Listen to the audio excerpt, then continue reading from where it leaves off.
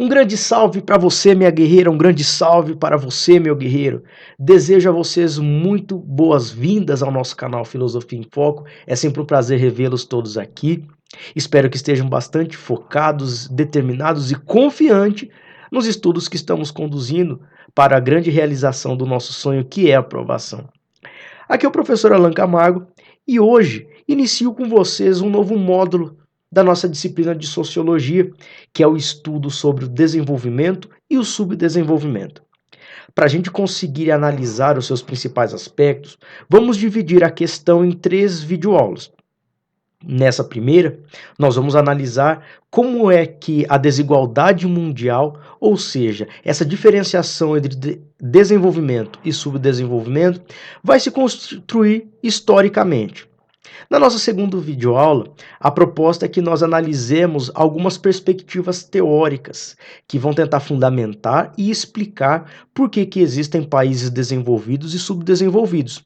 E por fim, na nossa terceira e última aula, vamos explorar o quadro socioeconômico a partir de alguns indicadores que permitem ou que são bastante legitimados hoje em dia a análise para a constatação do que é de fato uma sociedade subdesenvolvida.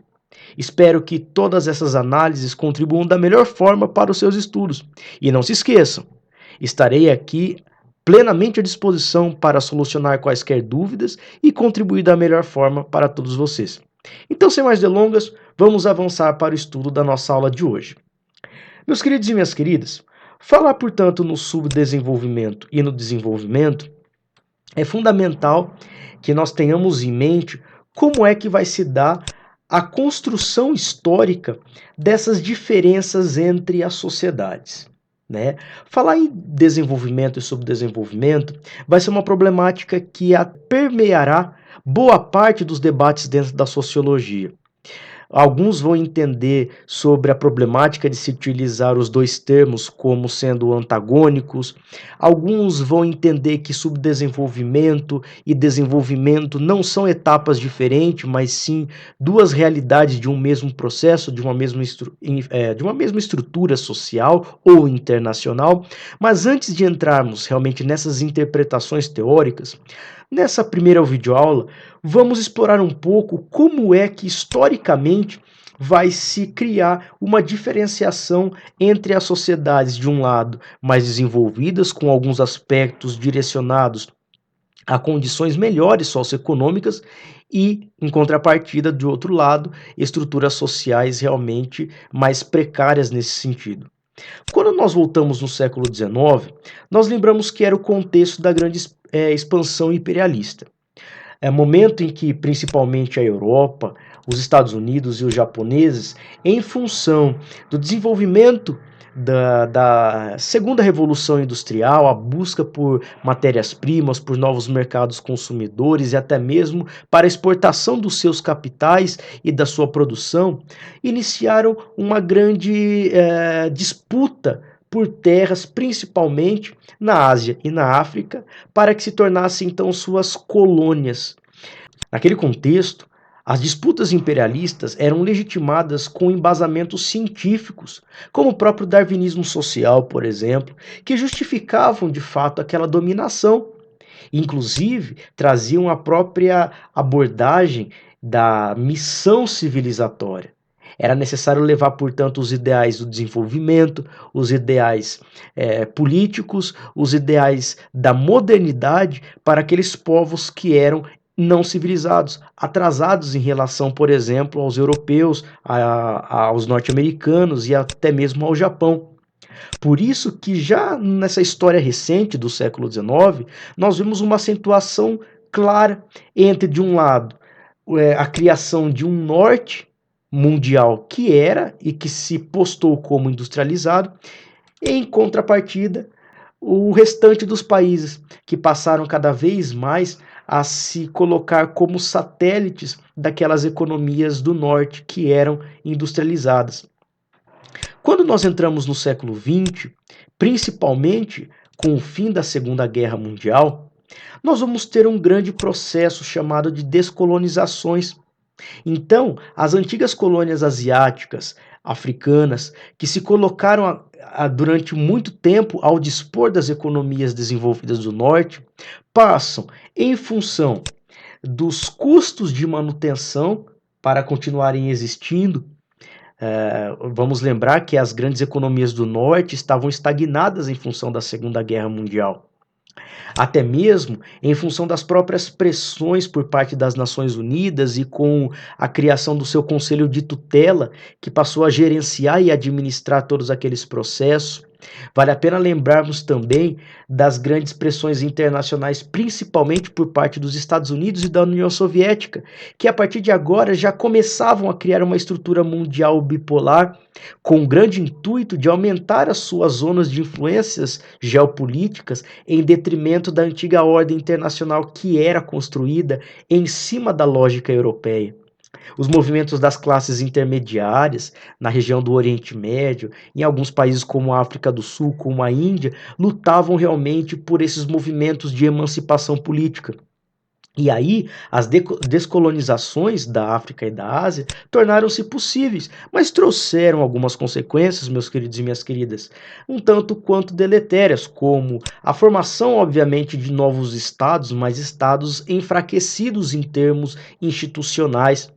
Estados que muitas vezes apresentavam um aumento muito notável em relação à industrialização, aos investimentos e à economia dos antigos países que eram as suas metrópoles. E agora surgiram novos problemas sociais, econômicos, como a acirração da desigualdade, como, por exemplo, várias guerras civis, como, por exemplo, a incapacidade de se gerenciar os recursos para investimentos em transportes, em comunicações ou até mesmo no desenvolvimento social. É interessante que, inclusive no mesmo pós-guerra, em 55, quando se cria a Conferência de Bandung, reunindo alguns países que passaram por esse processo da descolonização, muitos deles vão se articular para criar um movimento chamado de países não alinhados.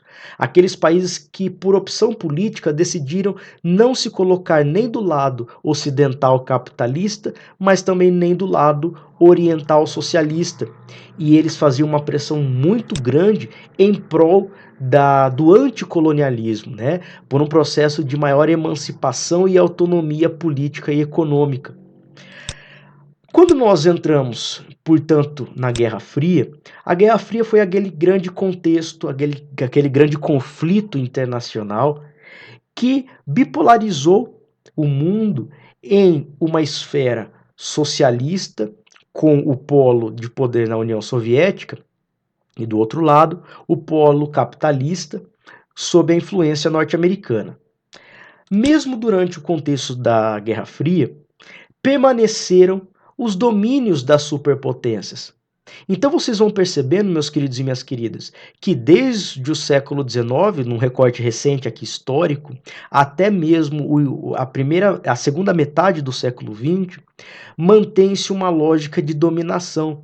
O que na verdade vai ser alterado nesse tabuleiro é quem de fato é o dominador, enquanto a maior parte das sociedades permaneceram nas condições de dominadas.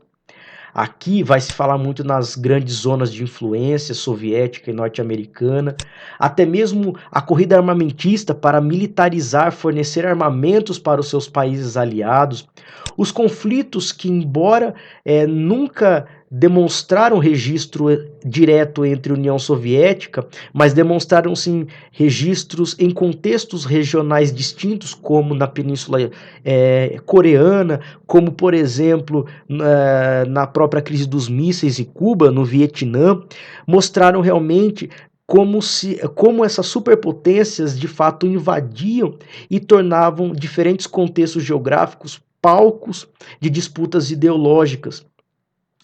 Ali era preciso financiar armamentos, era preciso financiar estratégias, financiar certos negócios para que a disputa ideológica pudesse ganhar materialidade. E assim, cada vez mais, ao longo do século XX, vai se consolidar uma estrutura de antagonismo entre o Norte e o Sul. Agora, Quando se termina a Guerra Fria, vamos entender com o fim da União Soviética em 1991, a proposta era de que a globalização de fato conseguisse trazer o desenvolvimento e tirar do atraso todas as sociedades que ainda careciam daquele engajamento em direção a uma libertação econômica. A partir de agora, não se fala mais com o fim da Guerra Fria em primeiro mundo, que eram os países desenvolvidos, o segundo mundo, que eram os países socialistas, e o terceiro mundo, como os não alinhados ou os latino-americanos. Já que não existe mais o polo socialista soviético, não faz mais noção essa conceituação. A globalização das sociedades, em função do desenvolvimento da terceira revolução industrial, dos avanços tecnocientíficos nos meios de comunicação e transporte, como nós já problematizamos em uma das nossas aulas de sociologia sobre as sociedades globalizadas. Caso você não tenha passado, valeria a pena voltar naquele debate em que nós colocamos na videoaula. Trouxe agora uma realidade de sociedades que, embora globalizadas, são excludentes. É um processo que traz como passaporte para engajar nesse contexto a capacidade de produzir, a capacidade de consumir. As sociedades globalizantes também tornaram alienantes os seus indivíduos. E cada vez mais torna-se mais complexo o processo de se repensar o desenvolvimento e o subdesenvolvimento. Por isso que os teóricos mais contemporâneos dessa questão do desenvolvimento e do subdesenvolvimento vão realmente entender que é necessário criar novos modelos, novas abordagens e novas reflexões para o dependentismo, para o subdesenvolvimento ou o desenvolvimento. Não se pode, segundo eles, pensar sob uma lógica que historicamente foi proposta durante contextos que não fazem mais sentido na realidade pós-Guerra Fria. Nas nossas aulas, nós não iremos abordar essas novas propostas, visto que elas não são cobradas muito de vocês, candidatos, nas provas dos vestibulares. Nós nos ateremos na nossa segunda videoaula em explorar aquelas teorias que mais se consagraram para tentar explicar o desenvolvimento e o subdesenvolvimento. E esse será o tema da nossa segunda videoaula. Espero que então, por enquanto, essa nossa introdução, na verdade, para o tema tenha contribuído da melhor forma. Caso tenha ficado qualquer dúvida ou caso você queira fazer qualquer comentário, estarei aqui realmente à disposição. E olha só, espero vocês no nosso segundo vídeo. Muito bem? Desejo a todos um forte abraço, bons estudos e até nos revermos.